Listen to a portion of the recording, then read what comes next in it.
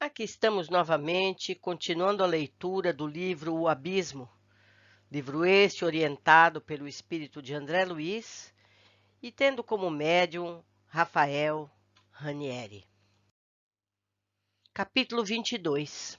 As Corujas. Um vozerio sem fim, todavia, acompanhou-nos a retirada. Gemidos partidos das fímbrias mais íntimas de seres desconhecidos encheram as praias sombrias. Algazarra terrível que enchia minha alma de terror e assombro. O que seria aquilo? Pensei comigo mesmo, sem coragem de olhar para trás. Atafom, Atafom. Mais de 1000 vozes gritaram a um só tempo. Salva-nos! Arranca-nos deste lodo e dessa desgraça. O anjo voltou-se e nós o seguimos com o olhar vitrificado. Então foi que vimos que a estranha floresta negra agitava-se angustiosamente, estendendo os braços ressequidos em nossa direção. Na realidade, aqueles galhos semelhantes a garras eram braços dentro da noite. Percebíamos naquelas árvores as almas dos que se paralisaram na forma. Foi aí que o anjo do abismo elevou a voz e respondeu: Queridos irmãos e queridas irmãs em provas, vós que petrificastes a mente no egoísmo e no orgulho, lembrai-vos agora do divino poder. Quem sou eu para salvar-vos? Só o Pai, em sua misericórdia, poderá elevar-vos do lodo a que vos alojastes até o sólio de luz em que resplandece nas alturas. Voltai-vos para ele, implorai-lhe o amparo e a ajuda e a luz imortal de seu reino de glória há de penetrar até o coração destas furnas.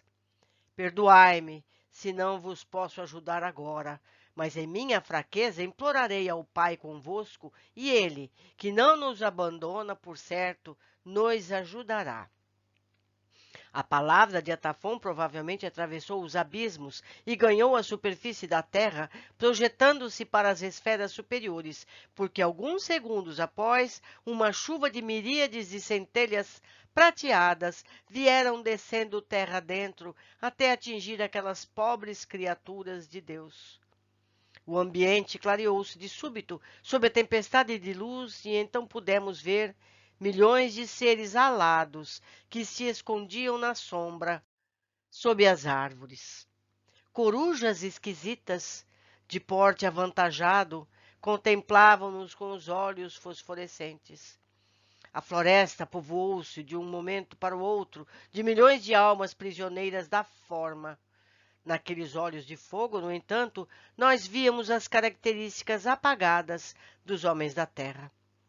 Senti-me mais assombrado, ainda certo agora de que vagava perdido no inferno da inconsciência humana. Uma ânsia incontida de explicações dominava meu ser. Desejava mais esclarecimentos sobre tudo aquilo que se abatera sobre mim como um pesadelo ou um sonho de loucura. Atafom, percebendo meu anseio, não se fez de rogado e ensinou. Desses abismos, meu filho, a forma, como já lhe disse, ganha a expressão do pensamento de cada um. Modela-se a si mesmo cada espírito que desce ou sobe. O perispírito ganha no universo sombra ou luz, dependendo apenas da direção que imprime à própria mente. O organismo plástico aceita a expressão que lhe dá força mental. Essas criaturas chumbadas ao lado ou voando, chumbadas ao lodo ou voando nas alturas, escravizadas na forma inferior, são responsáveis pela própria direção que deram à própria vida. Amor e ódio nascem em nós mesmos de conformidade com a orientação que demos às nossas energias. A queda ou a degradação na forma é um fenômeno comum em todas as regiões do universo. Não há involução do espírito, mas existe a degradação da forma perispiritual. Atenção, meus queridos, neste texto.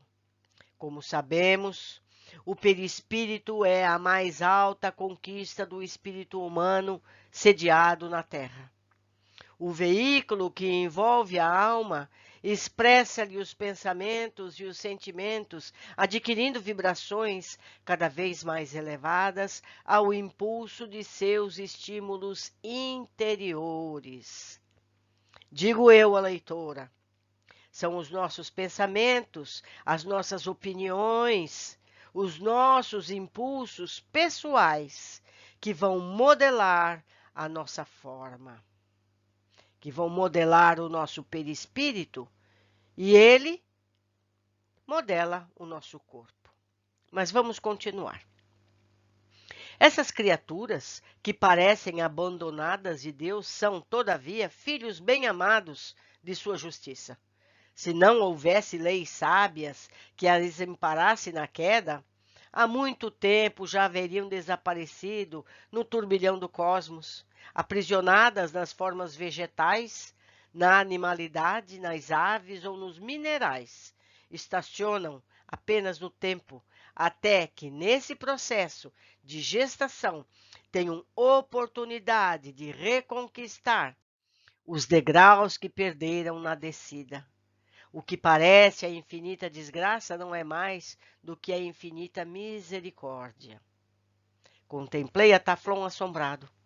Não eram somente as anotações repletas de sabedoria que me empolgavam. A cabeça do anjo iluminara-se interiormente e centelhas de luz irradiavam-se-lhe da mente com profunda intensidade. Tornara-se mais belo e mais puro. Verifiquei que, entre aspas, as aves, ocultas na floresta, também pararam de gritar, extasiadas ante o fato extraordinário. Maravilhosa luminosidade derramara-se-lhe na fronte, do peito, dos braços e das mãos. Em plena testa, uma rosa de 1000 pétalas cintilava como fonte de sublime beleza. O anjo compreendeu-nos o assombro porque tentou apagar-se, mas não conseguiu, tanta era a sinceridade com que se referia à obra de Deus. As corujas, entre aspas, pois que aqueles seres pareciam corujas, estavam magnetizadas, sonambulizadas, olhos vítreos voltados para Atafon. Orcus aproveitou-se da hora e aconselhou-me. Examinemo-las agora, que estão estáticas. Atafon fez-nos um gesto de assentimento e então aproximamo-nos de uma daquelas corujas estranhas e negras, e de porte mais avantajado. Notei que o corpo era recoberto de pelos e que exibia 2 enormes asas, semipeladas, como morcegos.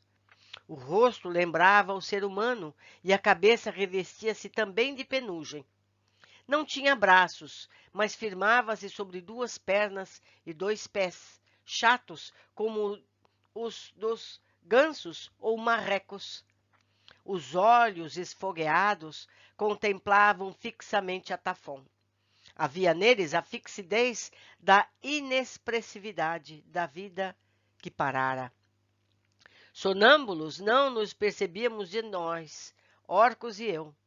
Passei-lhe a mão com carinho na cabeça, estiquei-lhe uma das asas e acompanhei admirado as nervuras e as linhas das fibras perispirituais. Realmente era uma obra de arte como forma, muito embora estivesse ele caído nas regiões inferiores do próprio eu. Estudei-o detidamente com o olhar e tremi.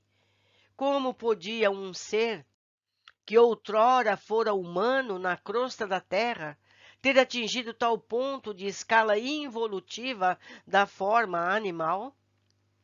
O espírito, é certo, passa pela fieira da animalidade, como nos ensinou o mestre Allan Kardec, em A Gênese.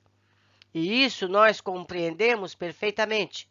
Contudo, sabemos que o fenômeno se dá na escala evolutiva ascendente. Ali, porém, diante de meus olhos, eu encontrava o fenômeno contrário, o espírito que retornava ao seio da animalidade, caindo de forma em forma, em escala descendente, que presumivelmente o levaria, degradante às origens do ser, como o da vida perispiritual. E a consciência? Qual a situação da consciência daquelas criaturas encarregadas em veículos inferiores? Orcus percebeu minhas indagações mentais, porque aduziu. A consciência, meu caro, como o caramujo que se esconde na casca, oculta-se na inconsciência e aí permanece por séculos e séculos. Uma estranha angústia alcançou meu peito e o coração. Aquilo semelhava-se a abismo mais pavoroso que todos os abismos. Aquele mergulho na forma inferiorizada, decadente e defeituosa simbolizava-me agora cárceres escuros, onde a inteligência, a razão e a consciência estavam sepultadas. Não seria o nada? O não ser? Orcus sorriu amigavelmente. Ainda não é o não ser, meu filho.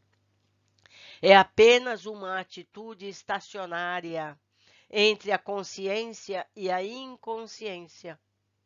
O mistério do universo é mais misterioso do que os homens imaginam. Não é a sombra da ausência de luz? Assim também a inconsciência não é senão a ausência provisória da consciência. Fitei Orcus surpreendido. Nunca me ocorrera tal raciocínio. Na realidade, era espontoso, como um fato tão simples passara desapercebido à minha mente. Mão pousada sobre a cabeça peluda da coruja, eu ouvia Orcus como discípulo fiel. A luz de Atafon apagara-se aos poucos e a floresta principiava a mergulhar-se na escuridão. O meu, entre aspas, homem, movimentou-se e, de repente, expeliu o pavoroso grito que me abalou as fibras mais íntimas e, após abandonarmos-nos, mergulhou nas trevas. Então, meus amigos, que fique sempre muito claro, o que retrograda é apenas a forma. A mente, a consciência, apenas adormece. No futuro, eles voltarão à forma humana. E a consciência, que esperamos nós tenha melhorado, que tenha perdido o orgulho, a vaidade, para que possa finalmente continuar na sua evolução humana. Continuando, capítulo 23. Homens rãs. Orcus e Atafon sentiram minhas emoções mais íntimas. Era certo que meu coração batia descompassado ao impacto daquelas pungentes impressões. Demasiada era para as minhas possibilidades internas a resistência à visão daqueles seres que, pela indiferença para consigo mesmo, haviam se precipitado nos abismos da forma. Aqueles homens, digo eu, a humanidade, porque aqui tanto tem homens como mulheres, em forma de corujas, aquelas criaturas aladas e fabulosas impressionaram-me fundamente o espírito. Como aceitar, sem um abalo íntimo, a vista de criaturas que, após terem sido homens e mulheres na terra, penetravam terra dentro, sob o céu da animalidade? Aves que foram homens e mulheres, e seres que eram espíritos, mas que caminhavam ao encontro de construções íntimas, de tal inferioridade que chegavam talvez a atingir o inconcebível. O que nos aguardaria agora? Foi somente aí que notei que atrás de nós, acompanhando-nos com sua pobre lanterna, seguia-nos o infeliz anão, olhos voltados para o mundo interior que lhes era próprio, como simples autômato, escravo de seres perversos, porém mais inteligentes. Estranha e curiosa era a criação divina. Deus, que esparzira pelo firmamento constelado as naves eternas e luminosas dos astros, abrigara também nas profundidades sombrias dos abismos escuros criaturas daquele jaez. Minhas meditações foram interrompidas porque percebi que nossos pés agora pisavam uma lama, de certa maneira mais mole e mais macia. Assustado, temi afundar novamente no lamaçal cinzento. Orcus, no entanto, sorriu e disse: Nada tema. Aqui você vai bem porque não possui compromissos com esses sítios. Na contextura perispiritual vencerá os percalços da marcha. As palavras de Orcus deram-me novo alento e prossegui feliz. A praia parecia interminável. Infinita era a sua extensão. O lago prateado era sugestivo quadro digno de ser reproduzido na face do mundo por um artista de gênio. Olhei a imensidade como quem contempla imenso mar. Quis voltar-me para o alto, mas tão grande foi a angústia que me tornou o coração que me vi obrigado a manter os olhos apenas na lama. A floresta ficara na retaguarda. Enorme montanha abismal arrojava-se de súbito à nossa frente. Esse é o Monte do Tempo, falou Orcus, assinalando-me com a destra elevação. Espíritos formidáveis, amantes da mentira, do erro, habitam-lhe as culminâncias. Sentem-se felizes de contemplar do alto estes charcos e supõem assim serem poderosos. Acreditam, como os políticos da terra, que pelos simples fatos de viverem nas culminâncias físicas sejam donos de tudo. Na verdade, governam o charco e a lama. Senti realmente que do alto daquela montanha olhos ocultos nos espiavam.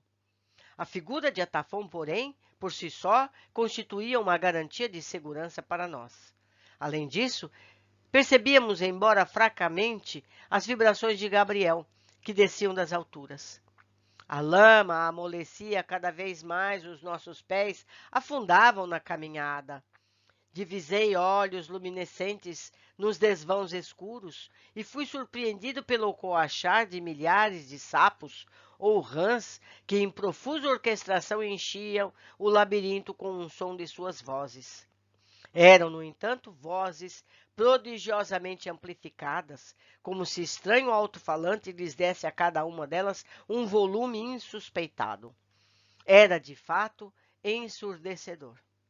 O anão, mudo e silencioso, acompanhava-nos. Orcus, aos seus olhos, tornava-se cada vez maior. Sua figura taurina e seus cabelos brancos de profeta hebreu davam-lhe estranha respeitabilidade naquele abismo. Como era sublime e confortador possuir um corpo espiritual com todos os órgãos relativos à faixa de evolução em que permanecíamos. Aquelas criaturas mutiladas que vínhamos encontrando eram um atestado vivo do quanto pode cair o espírito invigilante no mundo. A mente era, na realidade, o modelador do corpo psicofísico.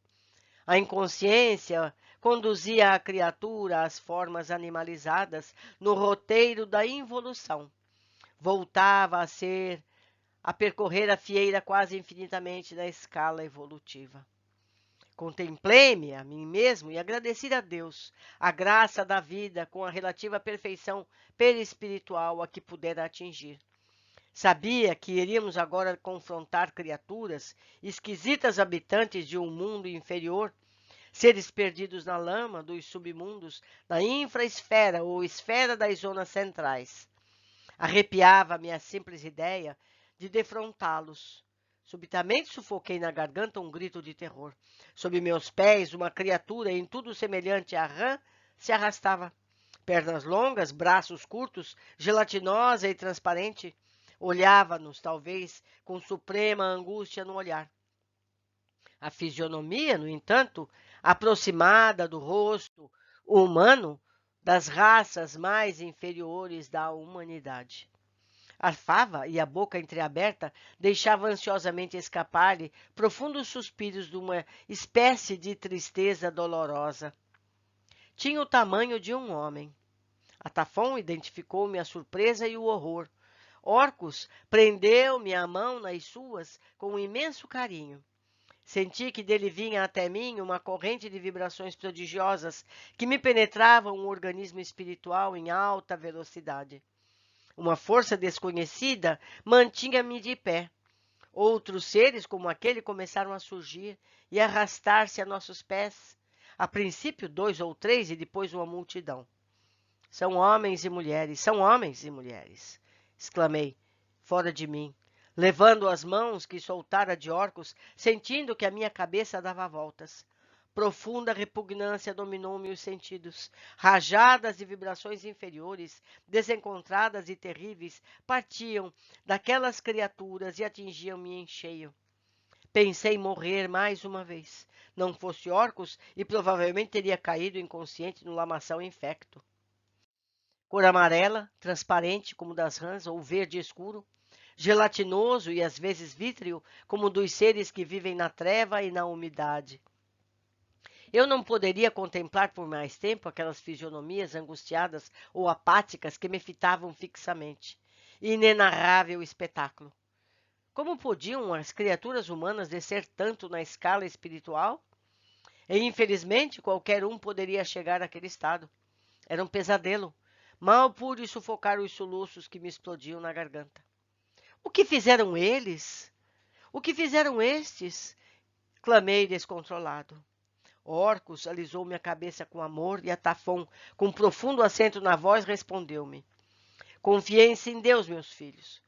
Estes são os que não decidiram nem por Deus, nem pelas forças inferiores. Por isso vivem mergulhados, ora no lago, ora na lama. Entre eles se encontram espíritos de todas as espécies. Viveram entre homens e mulheres numa terrível luta entre as coisas da matéria e as coisas do espírito. Nunca souberam o que desejavam. Indecisos, perderam precioso tempo e não puderam subir assim como não puderam descer, mais do que já desceram. Vejamos a consciência de um deles. Com essa afirmação, o grande espírito aproximou-se do espírito rã mais próximo e colocou-lhe a destra na fronte. O estranho ser não fez um movimento. Seus olhos fixos permaneciam perdidos no tempo. Imediatamente, os nossos olhos atônitos em sua testa, projetou-se uma tela cinematográfica em tudo semelhante à tela de uma televisão. Todavia reduzida, e nós passamos a ver que pessoas, coisas e acontecimentos ali se desenrolavam ininterruptamente. Cidades enormes desfilavam como que por encanto, seguidas por paisagens sombrias e outros abismos profundos. As mais estranhas criaturas apareciam e desapareciam. Eram comuns as paisagens da superfície terrestre, mas eram mais comuns ainda as visões de lugares tenebrosos e abismais. Súbito notamos a presença de uma estranha mulher, de longos cabelos e feições ainda belas, que fez estremecer a tela mental daquela criatura. Uma onda diferente invadiu-lhe o seu cérebro espiritual. Essa é o espírito a quem ele mais amou. Desculpa. Essa é o espírito a quem ele mais amou, explicou Atafon.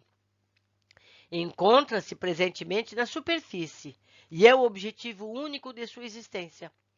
Por causa dela, esse ser agora estranho e decadente desejará um dia retornar à superfície para prosseguir na senda evolutiva. Deus, meu filho, através dos seres, faz que funcione a sua lei, usando para ajudar a sua aplicação os próprios seres. Ligados por forças magnéticas, arrastados pelo amor ou pelo ódio, uns auxiliam de alguma forma os outros a saírem das regiões escuras do próprio eu. Ninguém permanece eternamente estacionário. No universo, tudo se modifica e se transforma para o bem. A única realidade imutável é Deus. Ouvi as palavras de Atafon, sentindo-lhe a solenidade do ensinamento. Parecia-me ouvir a voz do próprio Deus, falando tal era a sua grandeza moral e espiritual.